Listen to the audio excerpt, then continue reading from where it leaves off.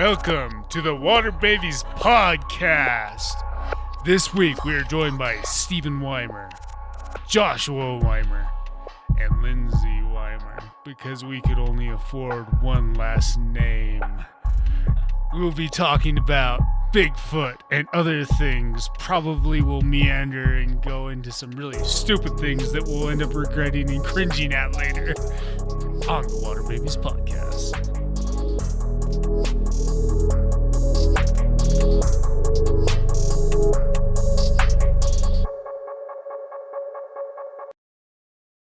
And that was Children, Don't Let Your Parents Grow Up to Be Cow Dogs by the Merciless Penny Baggers. Welcome to the Water Babies Podcast. This week we are joined by the people who've already been mentioned in the intro, and Joel, who only says stuff to interrupt me and throw off my rhythm. Fire's going out. Good deal. You're doing a good job, man. Thanks for being here. One thing we didn't do, he joined us for the last podcast. One thing we didn't do that I like to do for all of our guests is go ahead and tell me your background with cryptozoology. It can be just what sparked your interest. It can be a sighting. You can use this as an opportunity to tell me why we should be paying our guests, and then I'll just edit that part out. I'm sorry, kidding. I don't edit. Religion. Which part? Talking. Yes. You are a terrible guest. Anywho's will be. All right, Lindsay, you have a. Did we just skip over what? what you just asked Joel? No, that's against my religion. No, that Oh, is just, okay. I see. I missed that is part. 95% of the conversations with Joel. Anywho's will be. You know what? We might get sued for that. Gareth Reynolds is going to be ticked when he hears this. I'm sure he's listening right now. What's up, Gareth? Can he be on our show? Oh, yeah, totally. I'm sure that was not unattainable at all. Okay. All right, Lindsay, you have a segment for us. What is it?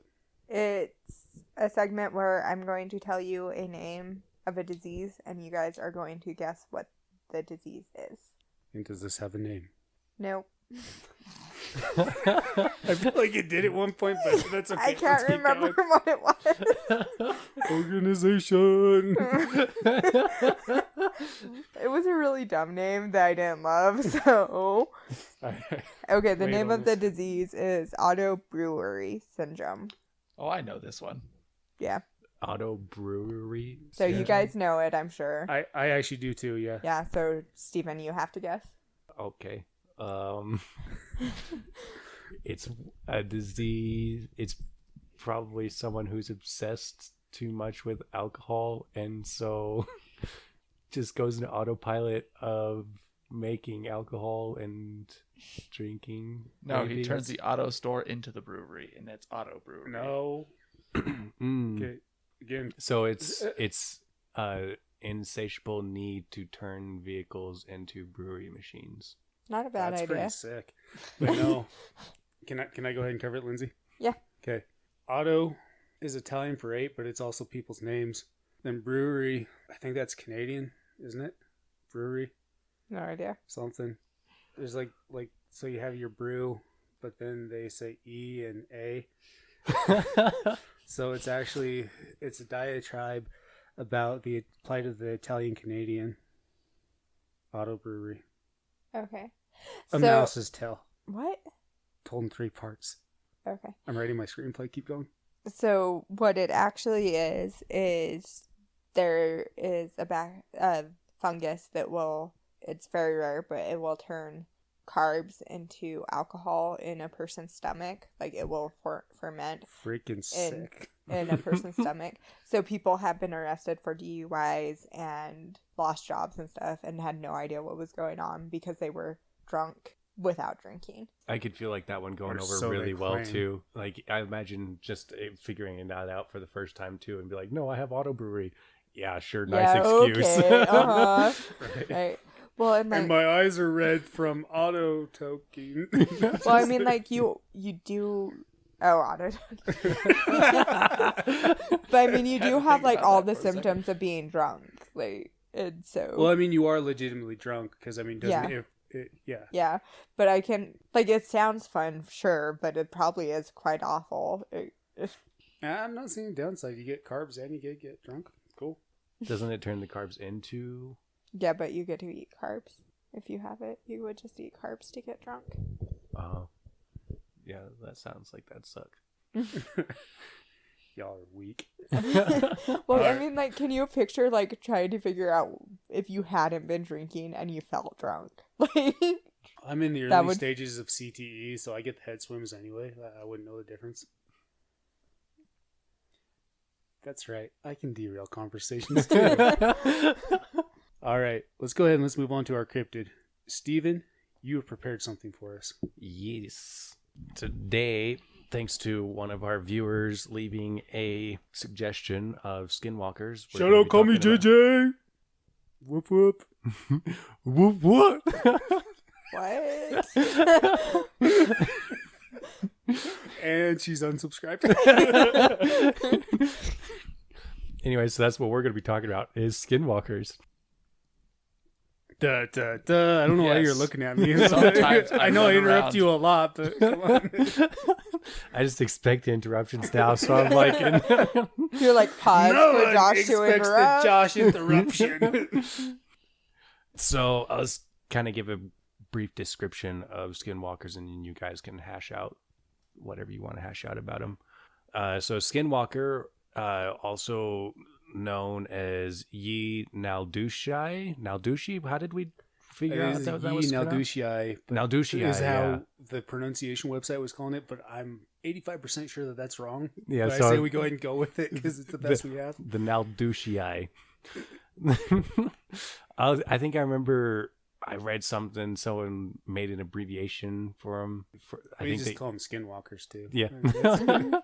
Anyways, they're a type of specifically harmful witch who has the ability to turn into or possess or disguise themselves as an animal. The word Yi Naldushi translates to by means of it or with it, he goes on all fours. And that's one of those amazing names that is so descriptive, you actually have no idea what it even means. I know. When I first heard it, I was literally like, the heck does that actually mean? Then I started thinking about it, but it's actually so perfectly descriptive. It's literally, so their whole thing is they are possessing an animal. Or, yeah, they're possessing an animal, and they choose what animal that they're going to be transforming into by that possession. So they literally are taking over something and then using that as a mode of getting around, which would be by means of it, the creature that they're possessing. He goes on all fours, which is typically how they're seen as walking on all fours. So these mofos straight up warging, man. Shout out to my bro Bran. I liked you better when you weren't all weird and distant. Call me. I'm done. You can go ahead. I just like I'm not going to interrupt you if you're not talking. You take the fun out of interrupting you when you like give us a chance to. So to specify, when I say it's specifically a harmful witch, the Skinwalker is a Navajo entity, whatever you'd call that. It's a shaman or witch, right? It's a Navajo shaman or witch. Yeah. And so they have all these different types, and the Skinwalker is specifically, well, at least it's usually determined as harmful. There are some stories of where they will be protective of a tribe or something, but usually still in a harmful way, as opposed to like medicine man or something that would be there to help. So protective, but in a harmful way. Are we talking about like Hancock? Like he comes up and rescues the whale, but he ends up throwing it into a ship? Is that the type of protective but in a harmful way you mean? Yeah, like more like keeping something safe by killing the thing that's going to be threatening it sort of way. Tight. Anyway, so the Navajo believe there are places where there's both powers of good and evil present, and that these powers can be harnessed. Medicine men, for example, will use the powers to heal. Those who practice what is called the witchery way uses the powers to curse, harm, or kill others. In order to become a Skinwalker, you have to be initiated by a secret society that is practicing this witchery way, and the requirements of that initiation is to commit one of the evilest of acts in these people's minds, the killing of a close family member, then eating them. Once they have completed that task, they gain supernatural powers that give them abilities to shapeshift into animals. Then they wear the skins of the animals they transform into, which is where the name Skinwalker comes from. Again, toit. Very toit. See, I waited for you to actually look at me and finish there. Throw me a biscuit. You make me nervous because you're literally over there like smiling, like you're moving your mic around. I'm literally like deciding like how obtrusive I want to be. I'm waiting my own pleasure of interrupting you versus actually killing the flow of the podcast. So they have to choose, like I already said, they have to choose what animal they want to transform into. And they make that choice based on whatever it is that they need. So if they need to be fast or they need to be strong, they'll pick a lion or a bear or an eagle or whatever. The North American lion. Yeah. Mountain lion. There's mountain lions that sound like women screaming. By the way, I looked that up and they do sound like women screaming. Okay. Because of that, the Navajo actually consider it taboo for its members to wear the pelt of any predator, which I found was pretty interesting information. Yeah. As they are at the core witches or shamans, they also possess a lot of other abilities and performed all these different magics. So it kind of gets interesting when you're describing what exactly a skinwalker does, because they do so much, because it's not just a creature, it's like an actual witch practicing magic, and the skinwalker is just one of the things that they do, is what I've kind of come to gathered anyways. It's like their main thing, but not really all that they do. So some of those things are like being able to, obviously the possessing and transforming into animals, but they're also able to possess humans. If they lock eyes with them, they can read human thoughts. They actually can't enter your home unless you invite them in. They can make any human or animal noise, which they use like the voice of a relative or the cry of an infant to lure victims out of the safety of their homes. How awkward. I mean, is that an actual useful trait, being able to read people's minds? I give myself like maybe like 3 minutes out of the day where I'm actually thinking anything useful to be used against me. The other like 95% of the time is like the dumbest thing. I guess the only thing it would really be good for the Skinwalker is like, I definitely don't want to be around this guy. Like he's going to want to talk to me about his like reptile or something like that. Or he's going to like try and tell me about the history of Fender guitars or something like that. So, I mean, that would be the only way it'd be useful for them. Unless they happen to come across me on like those random 3 minutes of the day where it's something useful they could use against me. I almost wonder if they're using that to discover what the voice of a relative is or not. Since they can. So like where my memory's bad, it'd be like my grandpa, but it sounds like Darth Vader. Maybe. I don't know. Become a skinwalker and let me know if that's right, actually. Man. I'm sorry, I gotta kill and eat you. I'm a cousin, so that's not a close family member. I mean, you guys grew up together. Did we? Did we though? Yes, you did. I still feel like I'm a child at heart. Okay, Steven grew up while you stayed a child. Oh, I just made you sound really creepy, Steven. Anyways, I'm actually going to try and get through this so that you guys can get to your argument segment. Oh, I thought we were already doing that. Nope. So, winning. a skinwalker can only be defeated by identifying who the skinwalker is and then naming them and saying they are a skinwalker, and then they will die in 3 days or around 3 days. Faith healers can perform ceremonies that will protect you from skinwalkers, or you can cover your body in cedar ash, which if you just get a medicine man or a faith healer, that's probably what they'll do. So you have to cut out the middleman and just do the... Yeah, I got a cedar ash. Yeah, if you need to do it immediately, just get some cedar ash and cover yourself up with it.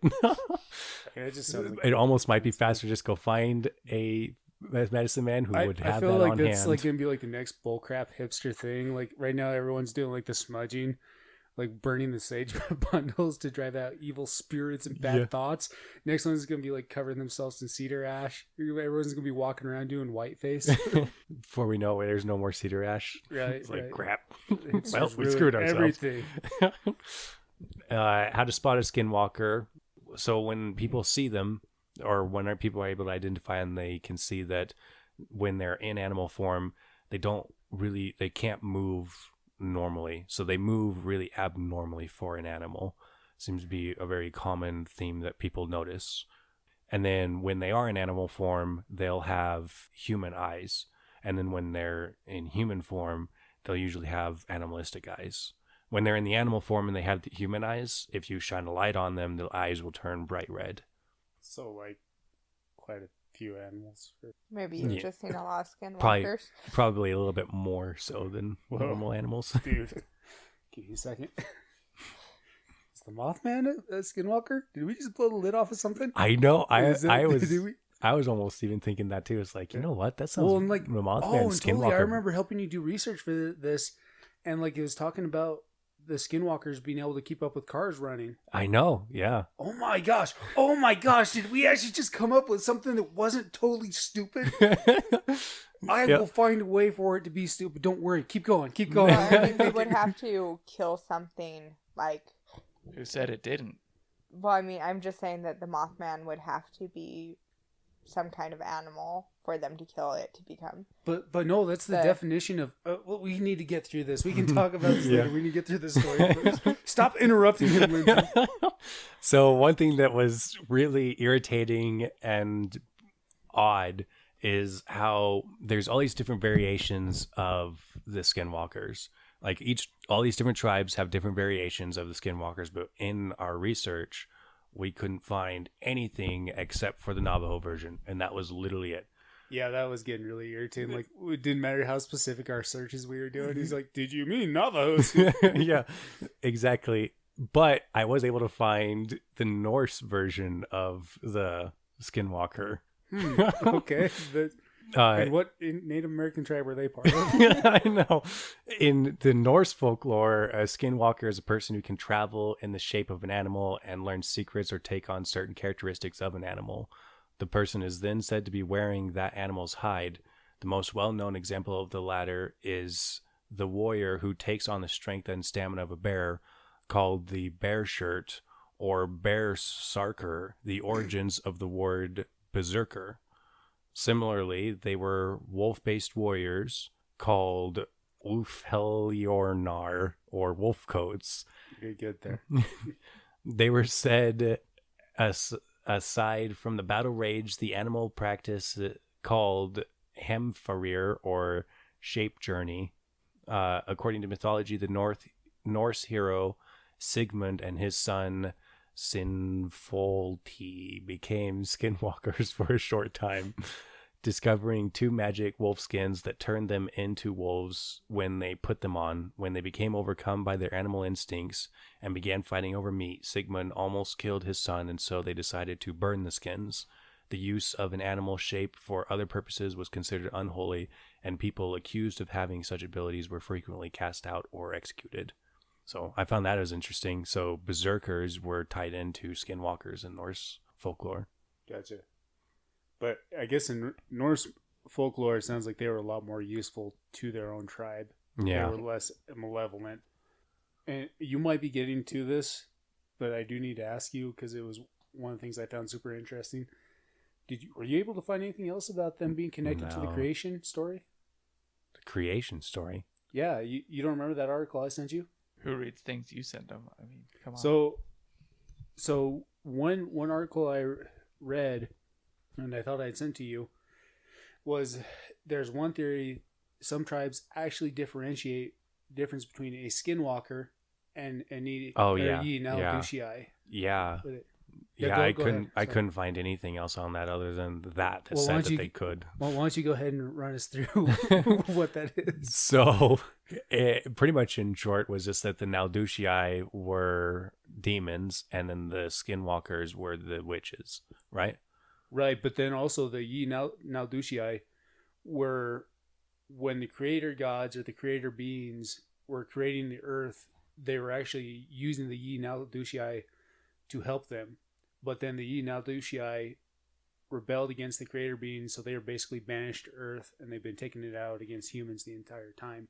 Interesting. But they're still like intertwined yet separate. That sounds very... David Copperfield. No, it sounds like a very twisted telling of what actually happened. Because that's that's like in a complete parallel to the fallen angels being cast down to the earth for disobeying God. But then the story's all twisted up to it's all these gods. So you're comparing it to the Christian creation story? Yeah. Okay. Yeah. Gotcha. Or not? Yeah. Yeah. Okay. Or just more like the Christian angels story. Talking about demons. Yeah. Yeah. That's I thought the same thing. Is like it is actually very similar to that. I find that really interesting. Yeah. I got a story. It's a quick one. I actually have a couple stories. First one short. Do you want two short stories, or do you want a short story and a long story? Does anybody die in either one? Or any three, any five, however many. Tell us the story you find most interesting. The first story, one story told on the Navajo reservation in Arizona concerns a woman who delivered newspapers in the early morning hours. What color was her hair? Don't know. She claims that during her round, she heard a scratching on the passenger door of her vehicle. Her baby was in the car seat next to her. The door flung open, and she saw the horrifying form of a creature she described as half man, half beast, with glowing red eyes and a gnarly arm that was reaching for her child. She fought it off, managed to pull the door closed, then pounded the gas pedal and sped off. To her horror, she says, the creature ran along with the car and continued to try to open the door. It stayed with her until she screeched up to an all-night convenience store. What the? Okay, till she pulled into an all-night convenience store. You did better with the Norse pronunciation. Sometimes the reading stuff is like, what the heck is going on here? Anyway, so she pulled up to an all-night convenience store. She ran inside screaming, but when the store employee dashed outside, the being had vanished. But how did it get in her car if she didn't invite it in? Because it's not her home. house. Oh. Well, and also, like, when you first started telling the story, like, I pictured her on a bike. And where I started out with that image, I had a hard time getting out of my head. So the entire time I'm just, like, picturing her, like ringing a bell and, like, just slapping the living crap out of the Skinwalker. With As, like, the her baby baby's, and like, precariously perched on her handlebars. Still throwing newspapers as she goes because she's good at her job. Yeah. But yeah, I find that's probably the most creepy stories that I saw. There's a couple more that are pretty creepy, but the thing is like, even if you're skeptical of the story and there's all sorts of explanations that can kind of might be able to suggest or explain it away. In any case, the Navajo reservation actually takes it pretty seriously. Like in that area, like they're pretty certain that it was a thing, and so they're like always watching out for it or whatever. I mean, obviously the Navajo take anything Skinwalker related pretty seriously. Right. Do you want another story, or is that good? Yeah, let's do one more. That's pretty cool. All right. So, do we want a short story or a long story? Dealer's choice. I have no idea what they are, so I don't. I'm probably gonna do short story because we've already spent forever just on the description. That's okay. I got an argument that's just gonna destroy everybody. It's gonna be over before we even know it. So the plan is this one was actually just pretty gonna creepy. jump up and turn off the recording device. They didn't hear anything. This is our secret. So in this story, I'm just gonna read this. It says, so this happened about 12 years ago. My family owns a farm in the heart of an Indian reservation. One winter I was home for Christmas taking care of the farm while my parents were away Christmas shopping. As I was home by myself way late in the night, and I hear all our crows freaking out. All our cows freaking out. I was like, Crow farm. Back up. like, Forget Skinwalkers. We're talking about crow farms. Because that's called way a more murder. creepy. Anyways, all of the cows are freaking out. I knew it had to be the wild dogs that are rampant in the area. So I throw on some boots, grab a shotgun, load it up, and head out to the field. This was a perfect scenario for a horror movie. It was cloudy, but there was full moon, and it was breaking through the clouds just right to light up all the snow. I ran out into the middle of the field, and just in time I see two dogs. They were standing up facing each other and fighting. I think, perfect, 2 for 1, so I pump a shell into the chamber of my 12 gauge. And then it happened. The two dogs heard the rack. They both stopped, looked over at me, and ran away on their back legs. Immediately I froze, and every ghost story about skinwalkers and all the other native legends I grew up with flew through my mind.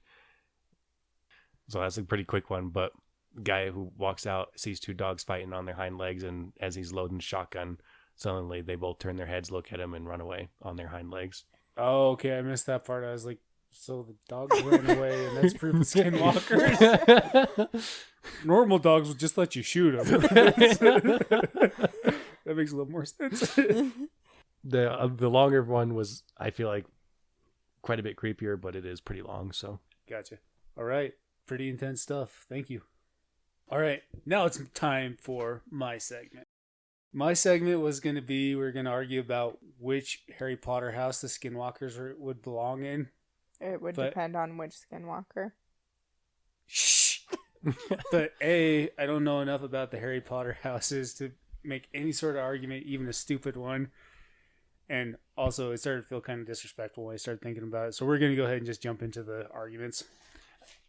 You know, I actually had an idea too. We were talking about how the Mothman could be a skinwalker. Right. But Bigfoot could also be a skinwalker. You really just offended me there. I don't even have time to get into how much you offended me, but go ahead. I'll try and hear you out. Well, why? Well, because... All right, That was a good argument. Cool. No, what's your argument? I'm just kidding. Because, so how can you imagine a Native American choosing an ape as the animal that they were going to turn Are they into? No, I Predator? can't because they don't exist in North America except for Bigfoot. Well, I mean, Except for Bigfoot. What, can Native Americans not travel? Can they I not thought- go anywhere else? I thought they were predators that they chose to kill, too. Well, you Bigfoot- said Bigfoot's No, Bigfoot's not move- necessarily. There's It- skinwalkers that well, choose like to be Bigfoot's goats or omnivorous. deer. So You said that they move unnaturally. Yeah, that's why. because the skinwalkers can't move like the Yeah, animals. so do I, the but that's 'cause of Bigfoot hip would just be a dysplasia. skinwalker of a bear. What? you're kind of stretching it there. No, that makes sense. No, Well, like, They're even if not- Because you... wild wouldn't. bears They- can get up on their hind legs. Yeah. yeah. They can't really imitate how a Okay, bear would then walk. explain the Bigfoot call. Now, the Bigfoot call, I think everyone's This but is I'm not going to a go ahead and I'm Bigfoot going to podcast. No, I'm going to now demonstrate the Bigfoot call. Well, we can't That sounds Remember, nothing they like can a bear. imitate. Bear's more like meow, meow. I think you have been living with cats for too long if you think that's what a bear sounds like. Okay, what does bear sound like then? Like a bear. Okay, I'm on board. They sound like woof, woof. Stop No. being stupid. You're making mockery of this.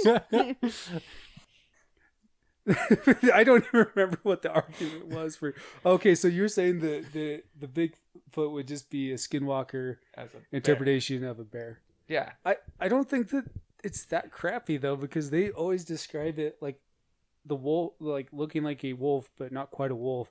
They Yeah. don't say like it looked like a bear, But that's it why I was way thinking- taller and bipedal. But do we actually and- have any solid descriptions of Bigfoot? Yes, Like a big ape. There's so many. But that's why I was thinking an ape, like, because if they went down to South America and saw a gorilla and chose the gorilla as their form, then Are you proposing some sort of like exchange program?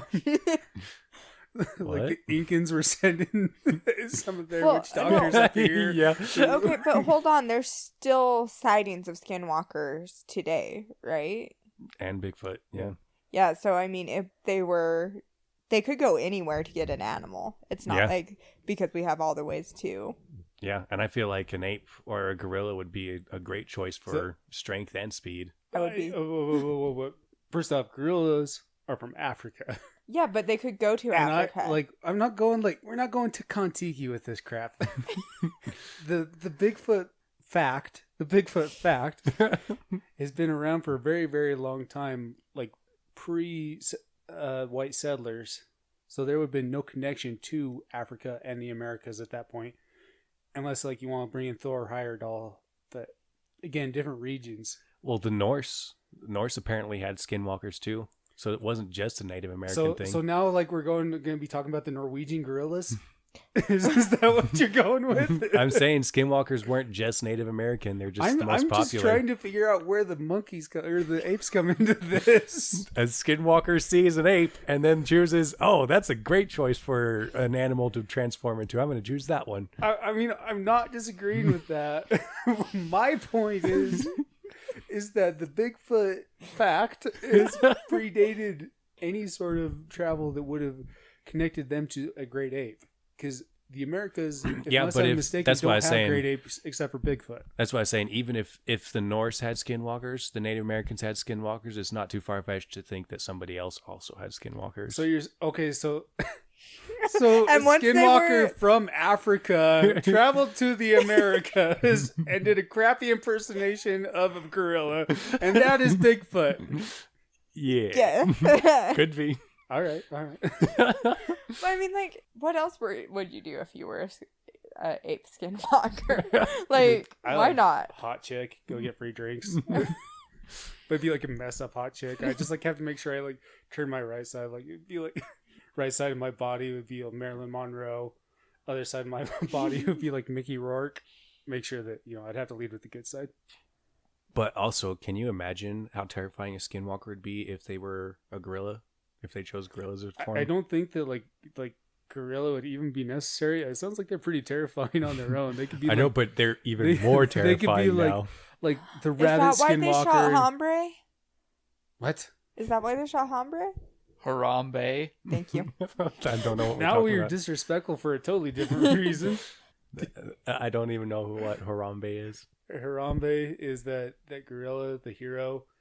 The little kid fell in the cage because their parents sucked, and rather than just get the kid out of there, they shot Harambe and killed him to get the kid out. Huh. Yeah, I can't remember what zoo it was in. Was it Cincinnati Zoo? Cincinnati. Yeah. Dang. So that's Harambe, not ombre. Well, on that little low bit note, racist, let's go to Lindsay. the arguments. We got so far off with our arguments. This is the first though where we're all saying that skinwalkers are real. Yeah, I was you gonna guys say, are I trying don't to really- attack Bigfoot. I don't really feel like arguing against it tonight, though. Like, That's fine. We don't have to. We just got to argue our point of view. I would like to, rather than just like solely the good name of the Bigfoot. We'll go ahead. Let's touch back Okay, on. I like, understand the that you believe that skinwalkers are real, but they are real, okay? No, they're not real now. Don't tell me what to believe. Okay, yeah, you convinced me. I don't think they're real, so they're not real. We're not Daffy Ducking this, man. You can go ahead. Or I guess it actually. I mean, I've heard Yeah, you that'd be, I argue. was like, Daffy Duck, what? I've heard you argue. which is the it one in- not Now- wearing now pants. who's being Oh, by the way, insulting? Steven's not wearing pants. Steven's not wearing pants like Daffy Duck. Steven's wearing pants. Oh, one of us. Who's Nope, all of us are wearing pants. Oh, okay. Josh isn't. He's wearing shorts. Oh, good point. He's wearing pants under his Yeah, shorts, buddy. which is And I am also wearing shorts. So I don't know what you're seeing. I Lindsay. honestly, I'm we not need to go looking at be your back to legs. like belittling Bigfoot because right now we were talking about pants. Well, I'm just we were glad talking we're all about wearing underwear them. for freaking half an hour. On It our was first topical. podcast. It was topical, It really wasn't. and no one gave me a good answer, and we can't be A doing raccoon. callbacks just yet. Okay, so I'm gonna move us on because I'm the leader. Okay. I was actually very interested to talk more about the parallels of Mothman and not Bigfoot. God dang you guys. Mothman and Skinwalkers. Well, they're both cryptids. Because that was actually one of the most compelling things for me for actually origins of Mothman. Because I mean, it is, word for word description. It's something that is like a bunch of other creatures, but not quite any of them. Human-like, has glowing red eyes, has unnatural speed, is And an then- omen of doom, because that's another part of the Skinwalkers, right? So I mean, I would almost like hazard Oh to yeah, say, that man, was another thing that was gonna mention. Well, yeah, you would just get that naturally from the curses and black magic.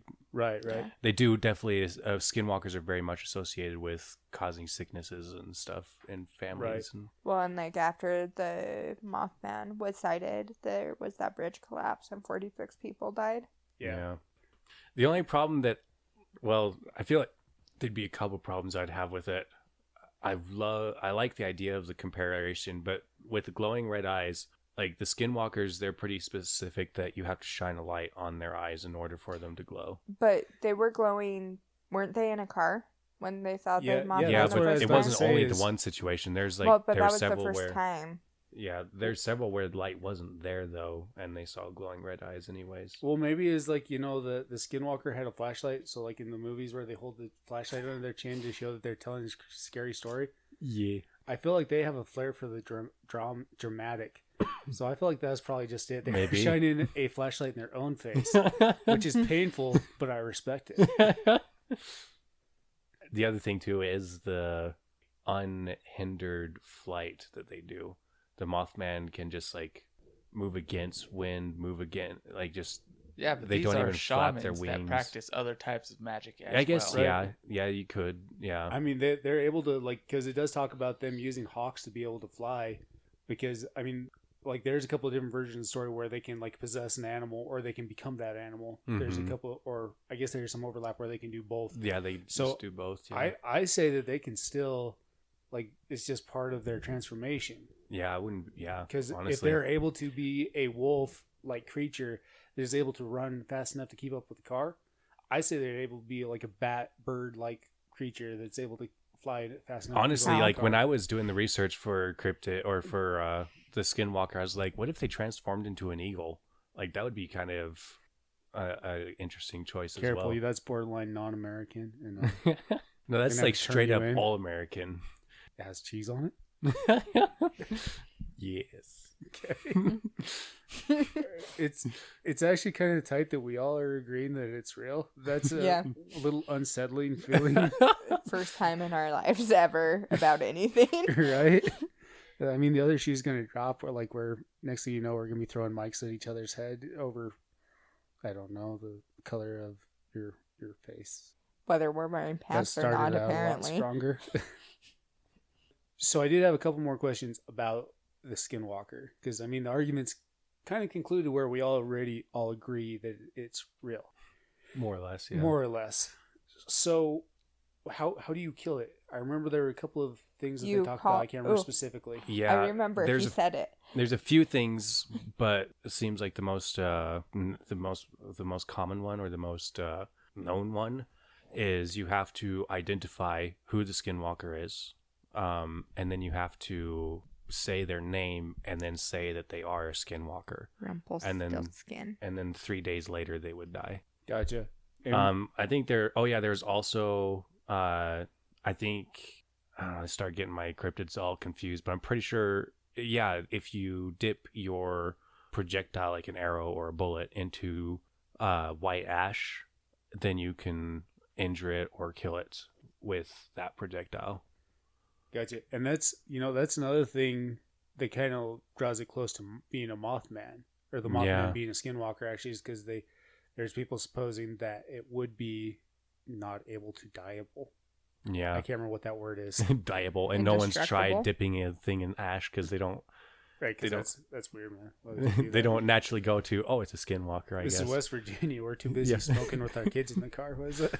The most common way to deal with the Skinwalker, though, is just get a medicine man.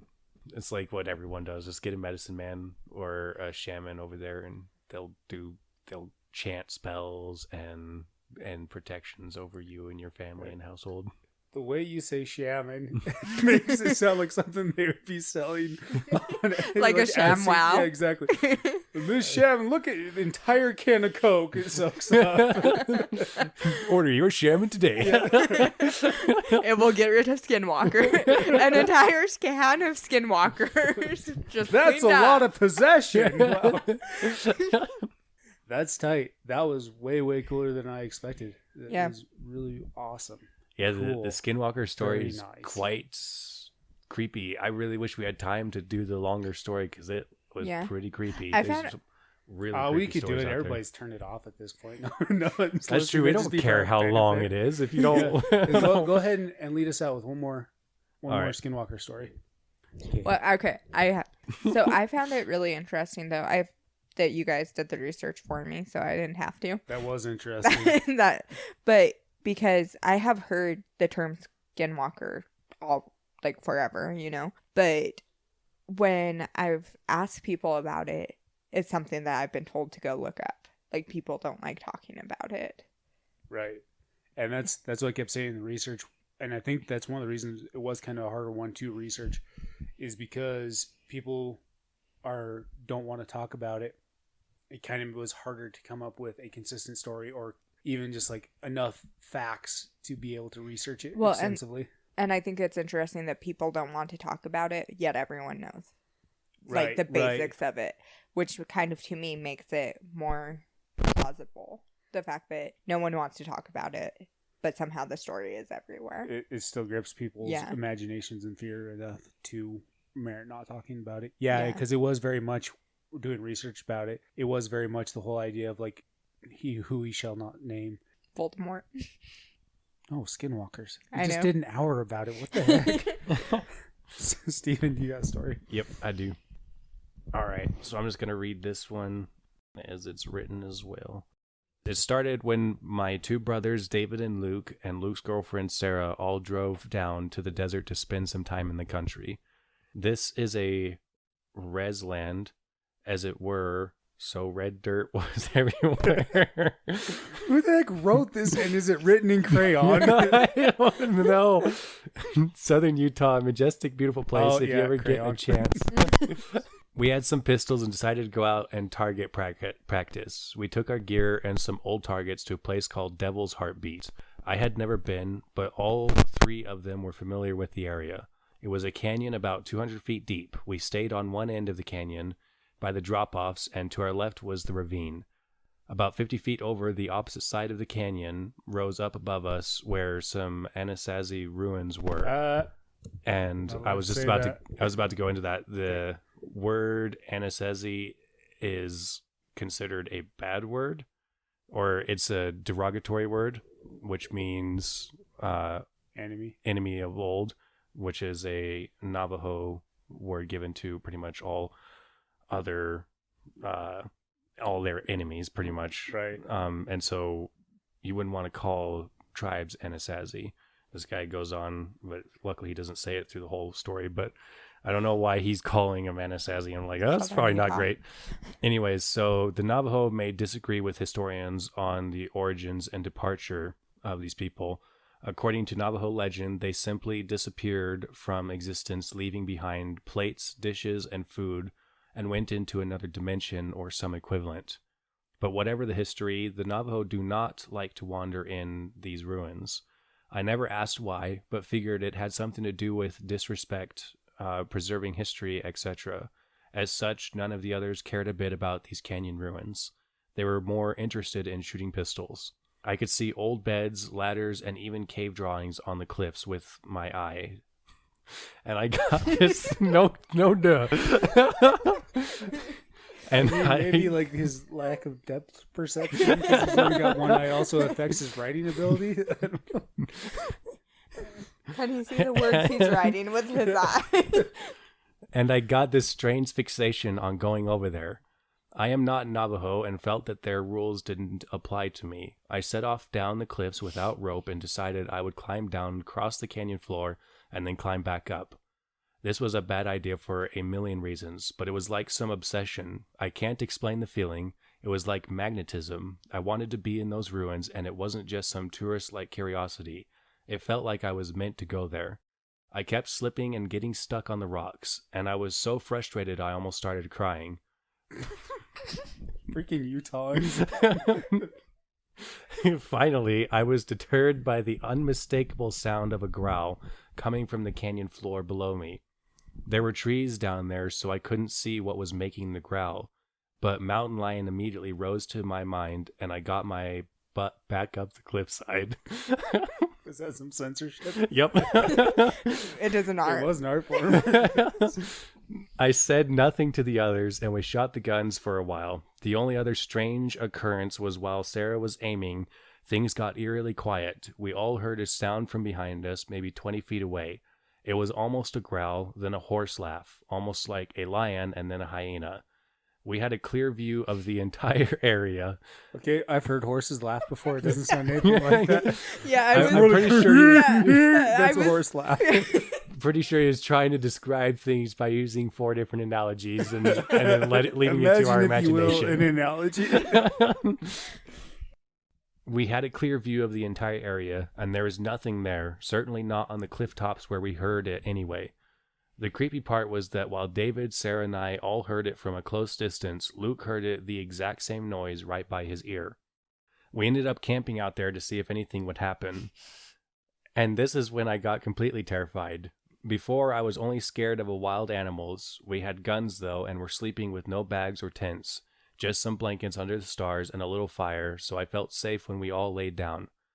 I fell asleep pretty quickly, but woke up a few hours later to see everyone else lying with their eyes open wide, listening. The canyon was completely full of noises. The only way to describe it is people banging rocks together. There would be one set maybe 300 yards away, then another clacking 200 yards away, and then 50 yards away. The canyon echoes, so it was hard to tell exactly how many rocks smacking rock noises there were. But they sounded like Morse code. We listened to this for maybe 10 minutes. No other animal noises, no nothing. Finally, David, who is kind of a hard A and then and the least superstitious of his family, shouted, "Shut up!" And everything immediately stopped. My heart was in my throat. We just sat there and stared at each other, wide-eyed. It was dead quiet, and then we heard another super weird noise from the Anasazi ruins. I don't know how to explain this one either, but it sounded kind of like a zebra noise, like these squeaky trills. My gosh. The guy just lives in a zoo. It got louder, and then the rocks, sticks, whatever started up again. But this was worse because now other animal noises came. We heard what sounded like wolves or coyotes barking, monkeys screeching, owls hooting, and through it all, that terrible zebra noise. We said nope and got our happy little butts out of there immediately. It took us. Happy? It took us. Did maybe... you just censor like gay to happy or something? No. It took us maybe 10 minutes to douse the fire, pack our blankets, and speed away, and the noises were continuing that entire time. That night, I was obviously pretty shaken up. Before I could fall asleep again, my Navajo mother came and sat by me and said that she could tell I had a rough day. We hadn't mentioned the creepy crap to avoid a lecture about effing with the spirits. You're doing really good. She asked me about it, and I ended up spilling my guts about not seeing the canyon ruins. It was something personal. It felt like I wanted to go there. Why couldn't I go there? It would have been beautiful. After I told her all about it, I could see that she had really concerned look on her face. What is it? I asked, totally confused, and she explained something I had no idea about. The spirits in the ruins like to lure people up. When they get up on the ground, the spirits push them off. That's why we don't go there. I remained creeped out for the remainder of the visit. The town has a public accessible kiva, kind of a tourist trap for Kiva? Okay. Yeah. Kind of a tourist trap for a little podunk place, but since I didn't see the ruins up close, I went down into the Kiva, and I went alone. As of course my superstitious family refused to enter other native dwellings, I figured that nothing could push me off a cliff if I was in a Kiva. I was right, but something even worse happened. Fast forward to a few weeks later, I worked at a crappy cell center in Salt Lake City. Third shift, it was my first night alone, and I was feeling jumpy. Ever since the Kiva, my brothers already warned me that I had a skinwalker following me, but I, of course, didn't believe it. I don't smoke, but I followed my coworkers out for smoke breaks because I like to chat. Tonight, I lurked in the doorway because I had this horrible cloud of dread hanging over me. I was peeping out the glass door and being a total weirdo. It hit me then how paranoid I had been. That's what skinwalkers do. They mess with your mind. While I was pacing in front of the glass doors, I decided that this whole thing was effing stupid, and I was going to go outside and stand there for the rest of my 10-minute break. Most of the smokers were already filing back in, but I walked out and put my hands in my pockets, looked at the sky, looked in the building, mentally patting myself on the back for not being a P-word. Pizza. Not being a pizza. Then I saw something that I would never be able to give a rational or even halfway accountable explanation for. We have like 6 parking lots. In one of the lots far away from me, maybe 100 feet, I could see something walking. It was a dog, obviously, but it was almost limping and walking like it was tired or hurt. Animal lover me forgot all about skinwalkers, and I started walking toward it, making the come here doggy noises, and then I stopped abruptly. The dog had the body form of a greyhound, and it was gray, but there was something very wrong with it. It had bloody legs and limped, but it walked more like a person would on feet and hands. Its butt was moving to and fro, if that makes any sense. When it heard me, when it heard me, You've just never seen a happy dog before. I think I remember something about reading something about skinwalkers not having tails too. Well, that's why his butt's moving, not the tail. Yeah. When it heard me, it just stopped without turning, something I've never known any dog to do. And finally, it looked over its shoulder at me, and this is the freaky part. This dog was looking at me the way a person does. It had huge eyes, way too big for a greyhound, and its teeth were bared like it was considering biting me. Then it growled, but it was like a whistle growl, noises no regular animal makes. It almost sounded like it wanted to talk to me or was taunting me. Somehow in the middle of all this, I realized it didn't have a tail, and I heard from all the Navajo stories that skinwalkers, when they appear as animals, don't have tails. Forgetting all logic and rationality, I turned that's probably where you heard that from. Yeah. I turned and jetted. I didn't look back until I was back inside the building and had pulled the door shut behind me. And by then, when I looked, of course, the effing thing was gone. I would have been so happy. We would have had to just finish the podcast in our last episode if you would have said it. When I described this to my brothers, they were absolutely sure it was a skinwalker. And they went through the trouble of blessing me, my apartment, them, and their apartment. I never saw the creepy dog again, and I have never since even slightly wanted to visit Cliff Ruins. All right. First of all, stinking Utahns, man. Second of all, this really sounds like someone like explaining to a judge. Like, their acid trip, like, we camped out in the zoo. All this stuff happened. I woke up and I was choking out a meerkat. I literally did all the worst possible decision making I could. Right. The part I loved where he was like, I'm not Navajo, so their rules don't apply to me. And it's like, there's like a respect thing if you're then he says his mom is Navajo. I know. That was weird because, like, my mom's Navajo, but I'm not. Maybe there's something there I'm not getting. Well, but... I mean, there is definitely... You can't really say unless anyway we'll get into that later. But anyways, there's that story. I found it kind of creepy.